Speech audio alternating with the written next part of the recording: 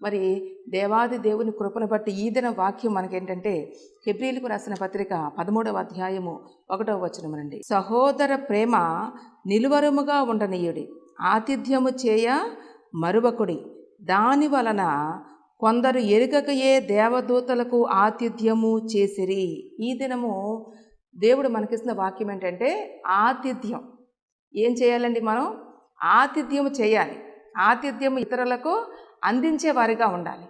అందుకని ఇక్కడ దేవుడు ఏమంటున్నాడంటే, నీవు ఆతిథ్యం చేయాలి అంటే మొదటగా నీలో ఏముండాలంటే సహోదర ప్రేమ ఉండాలి. నీలో సహోదర ప్రేమ ఉన్నప్పుడు నీవేం చేయగలుగుతావు? ఇతరులకు ఆతిథ్యము ఇవ్వగలుగుతావు, ఆతిథ్యము అందించేవారిగా ఉంటావు. దేవుని వాక్యం అనేక చోట్ల చెప్పబడుతున్న విషయం ఏంటంటే, ఆతిథ్యాన్ని స్వీకరించడం కంటే ఆతిథ్యాన్ని ఇచ్చేవారిగా ఉంటే మనకు అనేకమైన ఆశీర్వాదాలు ఉన్నాయని దేవుని వాక్యం మనకి చాలా స్పష్టంగా తెలియజేస్తుంది. ఇక్కడ చూడండి, ఎరుగకయే కొందరు దేవదూతలకు ఆతిథ్యం ఇచ్చారంట. ఎవరికి ఆతిథ్యం ఇస్తే?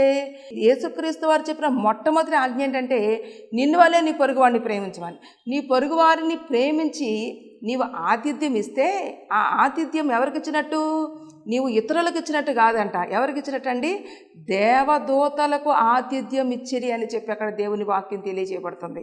ఆ తర్వాత వాక్యం చూస్తే, మీరును వారితో కూడా బంధింపబడినట్లు బంధకములోనున్న వారిని జ్ఞాపకము చేసుకొనుడి, మీరును శరీరముతో ఉన్నారు కనుక కష్టమును అనుభవించుచున్న వారిని జ్ఞాపకము చేసుకొనుడి. దేవునికి స్తోత్రం, హల్లెలూయా.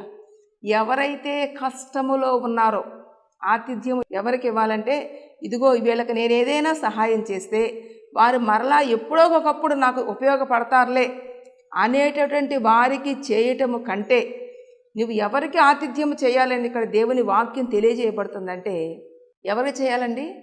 కష్టములలో ఉన్నవారికి నీవు ఆతిథ్యం చేయాలి.